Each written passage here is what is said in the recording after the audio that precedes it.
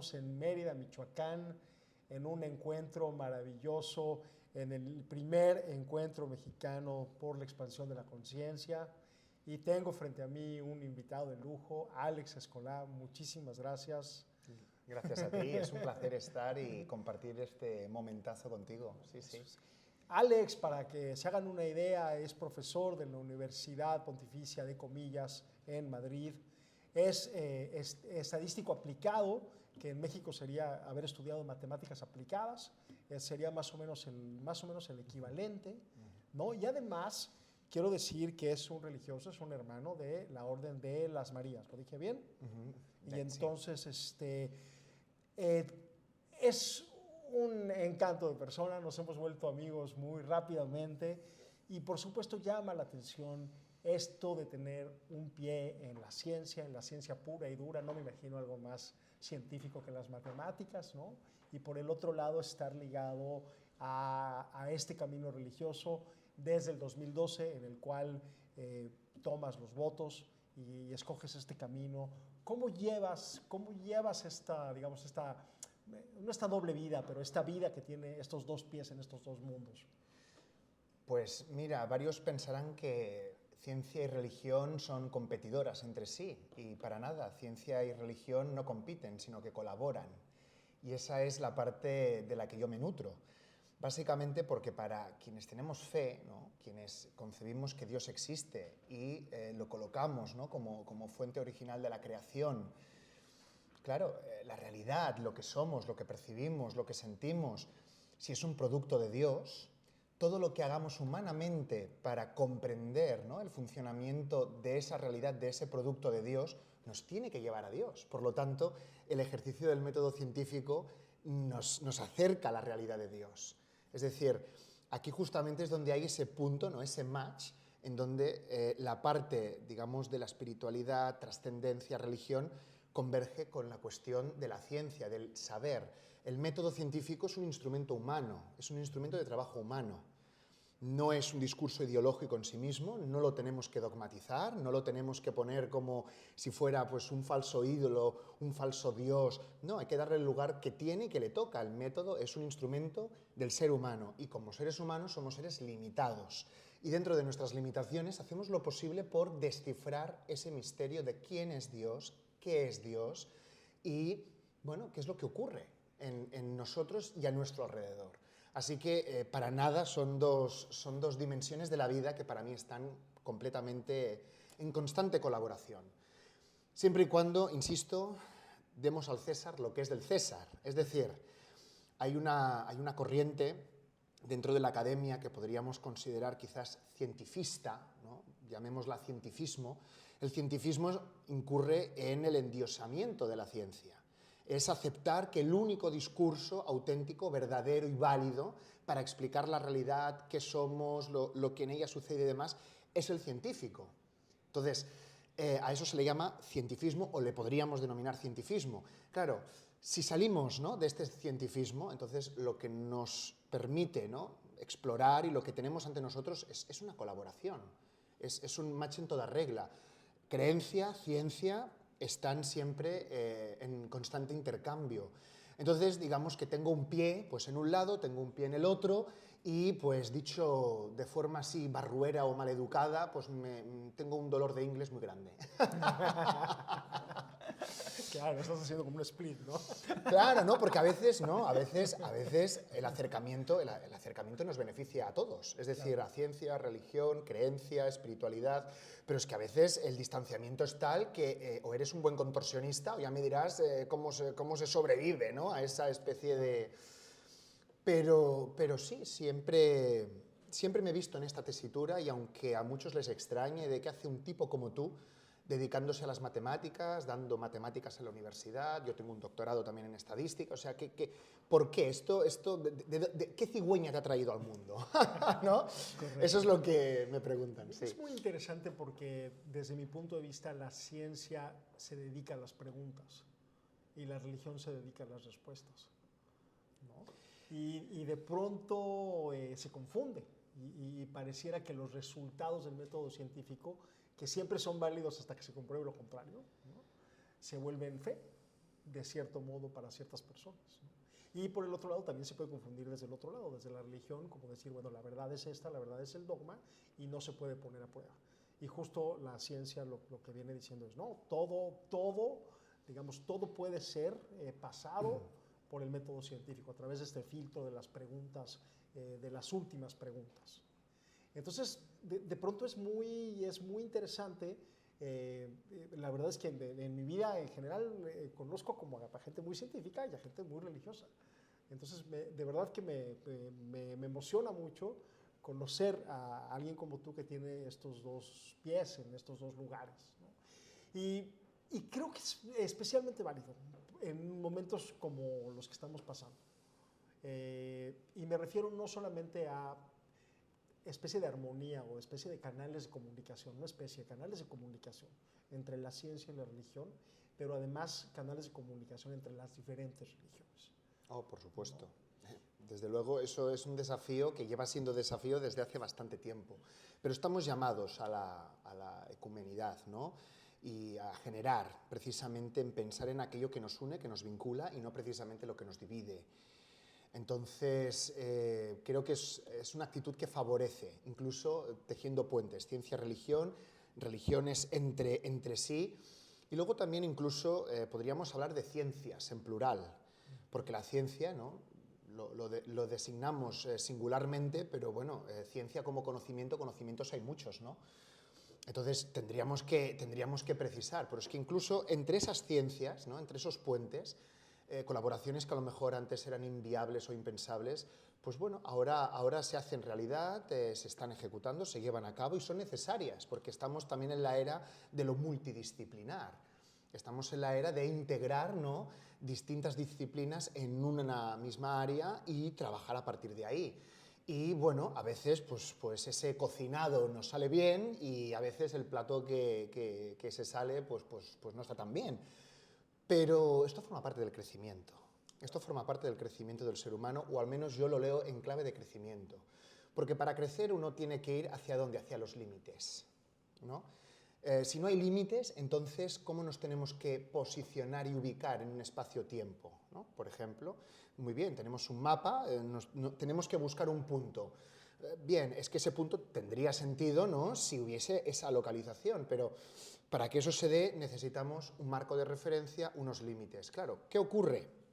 Que a la que vamos a esos límites, a la que tratamos de traspasarlos, ir más allá, es cuando determinadas estructuras del sistema, ¿no?, se sienten desafiadas, se sienten como provocadas, ¿no?, a tener que luchar por la preservación, ¿no?, de un saber, de una lógica, de una cosmología, y no a tener que apostar por la transformación, ¿no?, del ser humano. Del ser humano, justamente. Entonces, y es esa tensión en la que yo sostengo que ahí se encuentra la verdad, ¿no? Alguna vez me han preguntado, ¿y dónde está la verdad, ¿no? ¿Qué es la verdad? Y podría contestar desde una posición teológica, ¿no? La verdad es Dios. Pero si tuviéramos que darle una lectura más práctica, diríamos, no, la verdad es donde hay tensión, donde hay dos partes, ¿no?, que están tratando de ver cómo ajustarse para sobrevivir mutuamente, ¿no? Entonces, esto para mí es muy importante, porque además de la verdad, además del significado del límite, fíjate, cuando hablamos de trascender, ir más allá, aquí la figura del límite vuelve otra vez a ser esencial. Si no hay límite, ¿dónde está el sentido de la trascendencia? ¿Pero qué te refieres? ¿Al límite de la vida? Al límite de la vida, de nuestro conocimiento. Estoy hablando en términos abstractos, pero podemos aterrizar donde creas o a la gente le convenga. Vida, bien, vida, sí. ¿Es que acaso el final de la vida no representa un límite que nos plantea si la vida se termina con la muerte o si, por ejemplo, entonces, la religión ¿qué hace? Pues ofrece una estructura, un orden, ¿no?, que ata, que permite, ¿no?, que el ser humano se identifique con algo, con lo que dar ese paso, con lo que trascender, ¿no?, y por lo tanto ofrecer y tener una lectura de la vida después de la muerte, por ejemplo. Y en eso consiste, etimológicamente, la palabra religión es religar, es atar. ¿Atar qué? Pues lo que ocurre aquí en la tierra, ¿no?, con lo que sucede, ¿no?, en en otro mundo que no es el nuestro y que es un mundo que lo consideramos pues, como un misterio, porque así es. Aunque tenemos textos y tenemos, digamos, información revelada, la información revelada también es hermética en sí misma y exige que una hermenéutica, una lectura, una interpretación. Y por lo tanto, aquí también entraría en juego, pues bueno, algo tan esencial como la experiencia, la formación y lo que hemos hablado hace nada. Una cosa es trascender, espiritualidad y otra es religión. Yo ahora me estoy centrando en la religión, pero si habláramos de trascendencia, ¿no? Retomo lo que decía hace un momento. Trascender es ir más allá, ¿no? Más allá ¿de qué? De ese límite, de la vida, un límite en cuanto a conocimiento. Elijas la frontera que elijas, el ir más allá implica buscarle, ¿qué? Pues un sentido, ¿no? Algún tipo de sistema, de orden que nos permita descifrar. Porque si nos quedamos en el misterismo, es decir, en la incógnita, pues ¿qué conocimiento sacamos? ¿No? Pues ninguno, una incógnita pues es incógnita, lo desconocido se cierra, ¿no? En sí mismo. Entonces trascender nos permite entrar, ¿no? Pero es eso, cuando entras, traspasas el límite, se genera esa tensión de la que hablábamos. Porque en ese sentido, con lo que mencionas, es muy interesante que en este encuentro de la conciencia y en general en este camino, lo que yo me he encontrado es a personas muy ligadas a la espiritualidad, pero que de alguna manera le han dado la espalda a las religiones establecidas, ¿no? Por muchas razones. Razones históricas, razones personales, razones de búsqueda. Y sin embargo, vienes a este encuentro a aportar con tu ponencia, por supuesto, aprender a formar parte de esta comunidad y además de forma muy natural, porque lo acabas de explicar, tú no ves ningún tipo de conflicto en absoluto, ¿no? Pero sí parece o pareciera que digamos, este darle la espalda a las religiones establecidas tiene mucho que ver quizá, o a lo mejor está más pegado al camino de las preguntas de la ciencia que quizá el camino de las respuestas o del dogma de las religiones, ¿no? Entonces, pues un poco decir, seguramente tenemos en nuestra audiencia personas que están ligadas a las religiones tradicionales. Un poco, ¿qué le dirías tú a esta audiencia que está buscando en el camino espiritual y también en el camino científico estas respuestas? Bueno, vamos a ver, yo sostengo que hay que ir allí donde está la gente y la gente con inquietudes, ¿no? Entonces, cuando alguien está buscando es porque le moviliza alguna inquietud, ¿no? Se siente pues, movilizado internamente por algo. Entonces, lo que hay que hacer, o lo que desde mi postura creo que humildemente tendríamos que hacer, es escuchar. Es escuchar qué es lo que está pasando, tenemos que observar la realidad y los signos de los tiempos en los que estamos. Para mí no tiene ningún sentido vivir cualquier tipo de religión de manera desconectada, ¿no? Con la vida, el ritmo, ¿no? De la sociedad y de cómo palpita el ser humano en las condiciones en las que cada cual se encuentre. Me gusta conectar, me gusta tejer esos puentes, entonces creo que he venido porque tenía que venir, porque me han invitado también, lógicamente, pero tratando de conectar con esa búsqueda y con esas inquietudes. No porque tenga una religión que dar o que comunicar, no vengo aquí a hablar de religión. De hecho, quienes vean los vídeos verán, la palabra religión creo que ni la he pronunciado. De hecho, creo que este es el primer espacio donde hago alusión a la cuestión de la religión. Pero es necesario conectar con esa dinámica que tiene la gente dentro de sí que le lleva a buscar respuestas hacia algo. Eso por un lado, pero luego también me gustaría destacar que creo que hay un rasgo que compartimos todos. Vengamos de la religión que vengamos, estemos en el posición, sitio, el lugar en el que nos encontremos, no importa. Hay algo que es universal y es el cansancio. Yo, por ejemplo, tengo esa impresión personal, a lo mejor estoy errado, y no es así, no es cansancio y quizás pues estoy abierto y dispuesto a que se me corrija, si tú tienes una lectura mejor que añadir aquí, pero percibo un cansancio, porque fíjate, digamos que después de una Primera, Segunda Guerra Mundial, ¿no? Europa, los países occidentales y muchos otros se vieron en esta necesidad de encontrar y formar a la gente para que lea, escriba y por lo tanto instalar el qué, la técnica, ¿no? La técnica, la competencia técnica. Lo importante es que el matemático sea el mejor matemático, ¿no? Y por lo tanto eso lo evaluamos, lo calificamos de 0 al 10, el 10 es lo mejor, el 0 no es lo peor, ¿vale? Y hemos estado, digamos, dependiendo de un sistema educativo volcado hacia esta necesidad técnica. Bueno, justamente, aquí quizás un antropólogo, un sociólogo pueda responder mejor, pero por distintas razones nos encontramos ahora en un escenario que es justo lo contrario. En los países relativamente occidentales, o directamente en los occidentales, ¿no? Estamos sobrados de técnicas. Tenemos método científico, tenemos conocimiento, estamos en la primera etapa histórica en la que el número de graduados universitarios supera cualquier estadística anterior. Esta es la realidad. Que alguno me podría decir, bueno, sí, Alex, pero es que eso se debe a que la población también ha aumentado, ¿no? Y como ha aumentado la población y tal, pues ahí tendríamos que ver en términos de proporciones. Ya, pero voy a tratar de conectar esto con lo de las inquietudes, ¿no? ¿Qué ha pasado? Que, muy bien, buscando la respuesta, ¿no? Digamos, a inquietudes humanas que requieren trascendencia, a través de la técnica nos hemos dado cuenta de que algo no funciona. Porque no todo es técnica.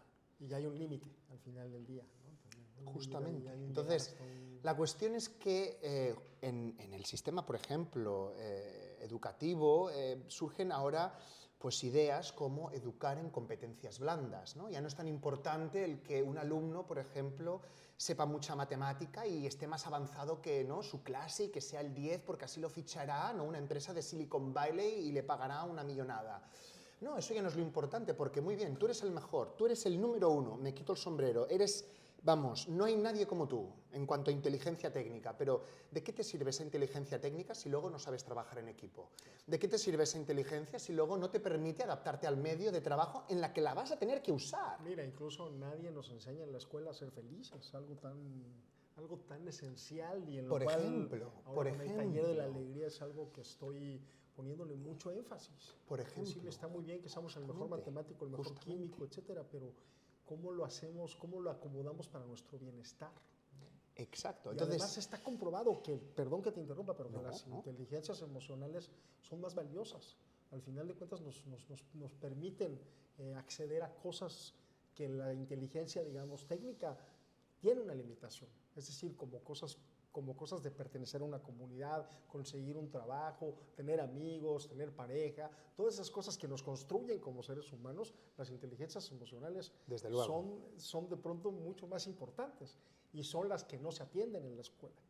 ¿No? Y no tiene que ver con que las otras no se atiendan, también se tienen que entender. O sea, hay que formar buenos matemáticos y buenos químicos, no se trata de no. Bueno, pero es que no estamos hablando de eliminar, ¿no? Pero no somos matemáticos ni químicos, somos humanos. Ante todo somos personas. Exacto. Somos personas y hasta el más numérico de todos tiene necesidades humanas y personales, que si no están cubiertas, lo que se desencadena a partir de ahí es un desequilibrio. Claro. Y con ese desequilibrio, entonces, pues bueno, quizás si tuviéramos un psiquiatra en la sala nos diría pues, que ahí está, pues, o estarían parte de los desórdenes, ¿no?, psíquicos, mentales, que generarían un sufrimiento. Claro, si alguien se estuviera preguntando, bueno, ¿y ahora qué nos está contando aquí ¿no?, soft skills o de...? No, creo que esto es muy importante porque estoy partiendo de una premisa general. General porque voy ahora a reconducirlo hacia lo particular. Es decir, nos estamos dando cuenta, ¿no?, de que ese mito hacia la ciencia y la tecnología es un mito, es una farsa, porque la ciencia no nos va a salvar del sufrimiento. La ciencia no nos va a salvar. Y la ciencia hace bombas atómicas también. O sea, al final del día. Pero tenemos una herencia cultural que no la podemos negar. Y eso es lo que hemos heredado por sistema, por defecto. Es decir, ¿qué hay que hacer, no? Escuché a un médico, ahora no recuerdo su nombre, pero que decía algo así, y sus palabras fueron súper provocativas y muy controvertidas. Decía que la medicina en el siglo XX, o sea, refiriéndose a la medicina moderna, había estado luchando en contra prácticamente de la muerte y garantizando una supervivencia que en ningún otro periodo de la historia pues se hubiese dado. ¿Estamos preparados como especie para reflexionar sobre las implicaciones que algo así, por ejemplo, esto que estaba diciendo este médico, ¿no?, tiene actualmente en el ser humano? Pues no disponemos de ningún aprendizaje, de ningún marco de referencia. Entonces, cuando lo establecido entra en crisis, ¿Qué sucede? Pues que eso produce movilizaciones internas a nivel emocional, sentimiento, percepción. La gente se siente que ese no es su lugar, aquí esto no encajo, no hay match. Y ahí es donde viene o la pregunta y se inicia la búsqueda, o hay quien inicia la búsqueda y se encuentra con las preguntas. Claro. Es decir, aquí el orden de los factores no nos altera el producto, Totalmente. porque el producto es trascender. Alex, una pregunta última, porque tenemos poco tiempo, porque aquí van a venir a... No, yo me montar enrollo el como una congreso persiana, y- sí. Entonces, y a mí me encantaría que este podcast fuera de estos que duran 2 horas. Ya haremos uno más adelante. Me gustaría un poco, si no te importa, que le compartas a nuestra audiencia cuál ha sido tu ponencia en el Congreso de Parapsicología. ¿De qué has hablado? Bueno, yo he hablado, vamos a ver, una cosa es el título de la ponencia, la otra es la misión que tenía. El título era Viendo a través de la mente, más allá de la creencia. Viendo a través de la mente, aludiendo ¿a qué? Bueno, a que la visión, la imagen que construimos de la realidad, o que concretamente nuestro cerebro construye, no es un producto unilateral, unívoco, acerca de los fotones, esa información que impacta en los receptores de la retina, cómo ese impulso nervioso luego se traduce en la imagen que tenemos de la realidad, lo que percibimos de la realidad es mucho más que eso. De hecho, esa parte empírica explica un porcentaje que no es todo el porcentaje de la información que hay en la realidad. Entonces, si esa parte empírica no explica todo lo que hay en la realidad y, por lo tanto, tenemos que asumir que hay algo más, la cuestión es, si hay algo más, ¿ese algo más es una cuestión simplemente de creencia o hay algo más en términos científicos que se haya investigado? Entonces, ahí entraría la parte de la misión, ¿no?, de mi charla, que ha sido mostrar, compartir con la audiencia las actividades, los esfuerzos científicos que se han publicado para demostrar, comprender que hay una visión que no depende de los ojos directamente, que no depende del determinismo biológico que hay en nuestro cerebro, que hay una parte de la visión que es subjetiva, que depende de una percepción fundamentada en la experiencia y que esa fenomenología, ¿no?, esa información es única de individuo a individuo. Entonces, aquí pues, me ha tocado aportar fuentes, digamos, artículos científicos con evidencias esencialmente estadísticas que apoyaban, ¿no?, esta posibilidad. Lo cual tiene más o menos, ¿cómo llamarlo?, un doble sentido, ¿no? Porque por un lado estoy como constatando lo que es obvio, ¿no?, y cualquiera diría, bueno, pues si este muchacho nos viene a constatar lo que es obvio, ¿cuál es el valor, ¿no?, de lo que tiene que aportar? Bueno, ¿y cuántas veces nos olvidamos de lo que es obvio? Claro. Es decir, vamos ya, ¿no?, vamos a darle la vuelta. Pero bueno, más allá de lo obvio, está la otra cara de la moneda, y es que como tenemos esta herencia cultural, ¿no?, muy basada o muy fundamentada en lo que viene siendo lo tangible, lo medible, ¿no?, a veces se nos olvida eso que es obvio y hay que recordar y tenemos que informar de actividades que se han hecho, que quizás hayan pasado desapercibidas, que quizás hayan sido hasta subestimadas y muy criticadas por partes. La parapsicología es una de ellas. La parapsicología es una de ellas. Y la parapsicología, desafortunadamente, yo no diré que no tenga problemas, hay una serie de inconvenientes, incluso metodológicos, que hay que superar, pero esos inconvenientes no anulan, que eso es lo que no cuentan, ¿no?, quienes son detractores. Esos inconvenientes no anulan la validez de la pregunta que se hace el ser humano y que es precisamente ese fundamento de la pregunta basada en la trascendencia de, muy bien, ¿y qué hay más allá? Es eso lo que estamos tratando de resolver o de aproximarnos. Porque al fin y al cabo, vamos a ver, lo que hacemos aquí en vida son aproximaciones. ¿Una religión qué es? Una aproximación ¿a qué? A un misterio, para tratar de descifrar en ese misterio, ¿no? Por ejemplo, Dios. Pero es que en ciencia hacemos prácticamente lo mismo, aproximaciones a través del método para descifrar, ¿no? Entonces, básicamente lo que he venido a reivindicar es lo que sustenta, lo que moviliza, lo que nos hace estar aquí, ¿no?, y haber asistido en este congreso, no queda invalidado por ciertos errores metodológicos, estadísticos. Es decir, quizás la respuesta que haya dado la parapsicología, ¿no?, ante sus fenómenos no sea la adecuada, pero es que la pregunta no queda invalidada, ¿no? Entonces, realmente esto para mí tiene mucho poder. ¿Por qué? Fíjate, el método científico que tenemos actualmente se fundamenta en el materialismo, ¿no?, de la ciencia, en el materialismo, y hay muchos tipos de materialismo, esto es muy complejo de resumir, ¿vale? Pero luego no hay materia. Bueno, no, pero, o no exactamente como pensábamos. Pero fíjate lo que voy a decir. Cuando se hace activismo en contra de este materialismo científico, a mí hay algo que me saca de mis casillas, porque se dice que no, materialismo es concebir que lo único válido, lo único auténtico es la materia, ¿no? Y si no hay materia, no hay realidad, no hay identidad, no hay nada. Y claro, yo dentro de mí me digo, pero vamos a ver, pero ¿quién es el melón que se atreve a aceptar? ¿Quién es el mendrugo que se atreve a asumir que todo tiene que ser materia si un fotón no tiene masa? Si un fotón no tiene masa, entonces ¿qué? No existe el fotón. Bueno, pues corre y explícaselo ahora, ¿no?, a los cuánticos y que traten de resolvértelo, a ver qué pasa.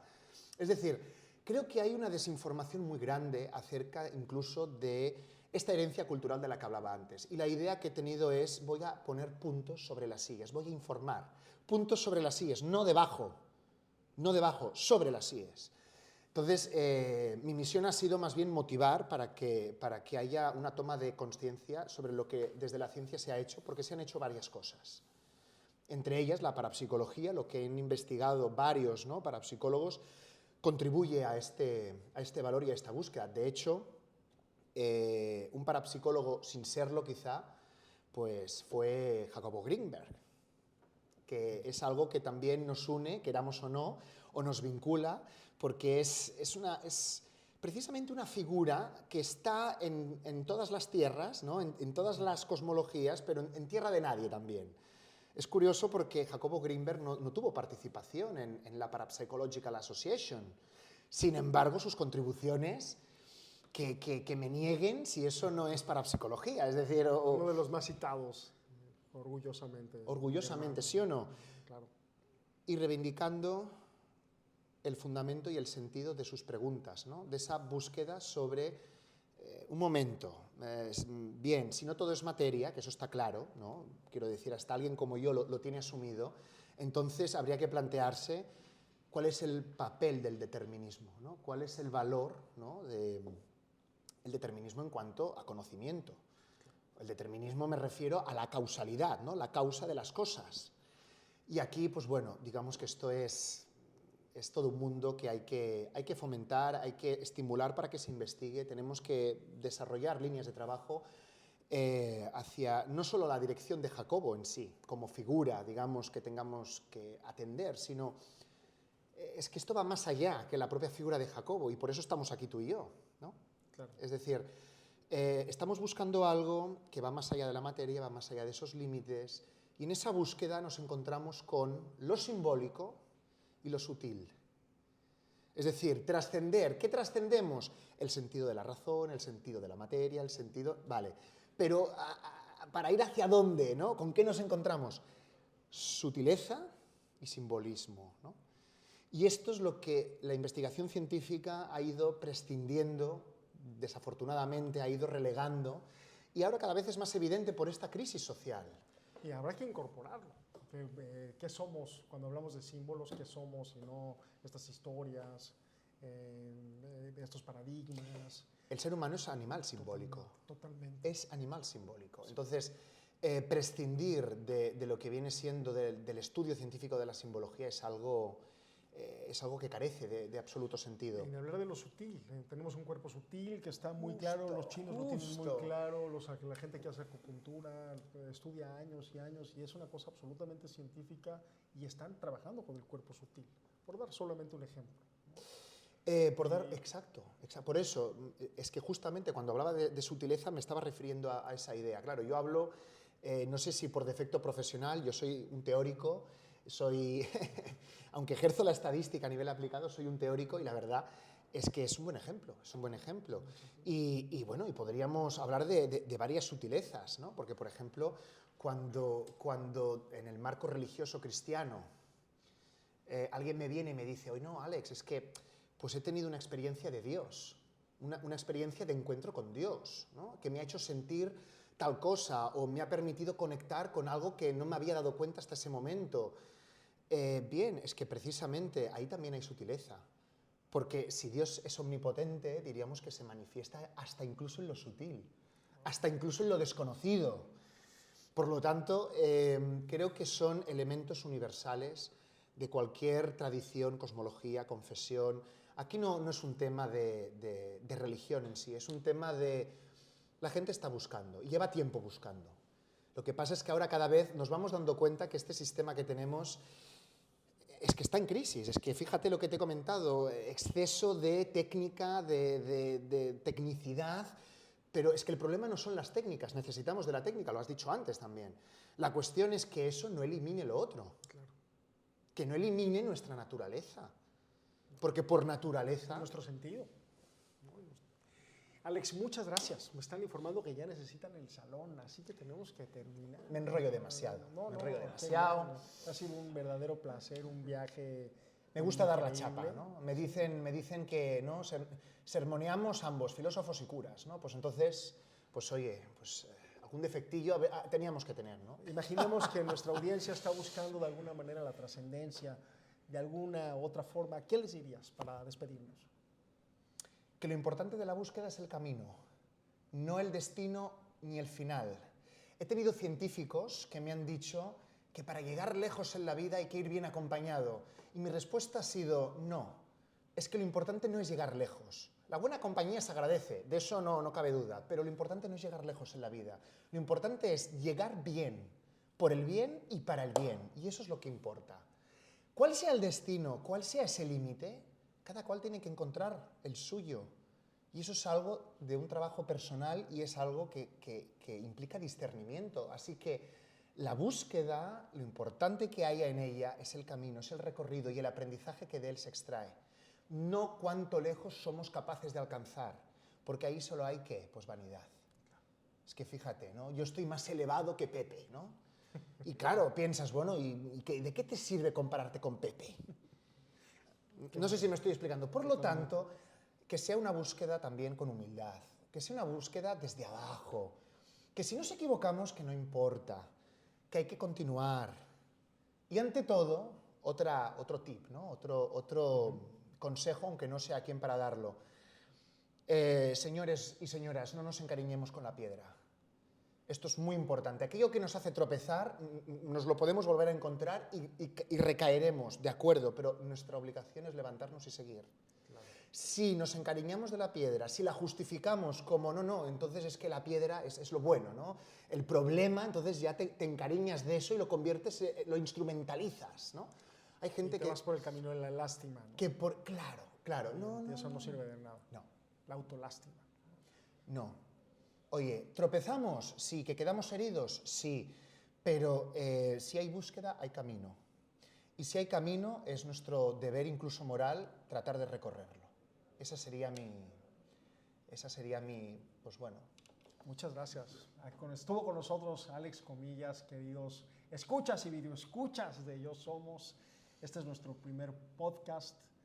Alex, una persona ligada a la parapsicología, con formación religiosa y con formación de matemático avanzado. La verdad es que ha sido un enorme honor y te agradezco mucho que hayas estado con nosotros aquí en Yo Somos. Para mí es un placer. Muchas gracias. Muchas gracias.